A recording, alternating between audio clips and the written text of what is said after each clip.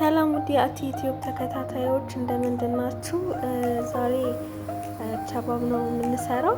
ቪዲዮን ከመጀመራችሁ በፊት ላይክ፣ ሼር፣ ሰብስክራይብ ማድረጋችሁ እንዳትረሱ። የመጀመሪያው ቪዲዮ ጠፍቶብኝ ነው፣ ግን ግብአቱን ልንገራችሁ። ለመስራት አይከብድም።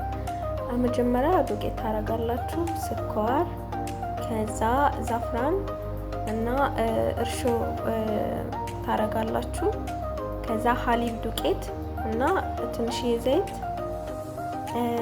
ሌላ ጨው ትንሽ ታረጋላችሁ። እንቁላል ከፈለጋችሁ መጨመር ይቻላል እና ሄል ትንሽዬ ሄል ጨምራችሁ መስራት ይቻላል በቀላሉ ማለት ነው። እንደዚህ የሚያምር የኢትዮጵያ እንጀራ የሚመስል ቸባብ ሰርታችሁ ለሰዎቻችሁ ማቅረብ ትችላላችሁ። እናም ሰብስክራይብ አድርጉ፣ አበረታቱኝ።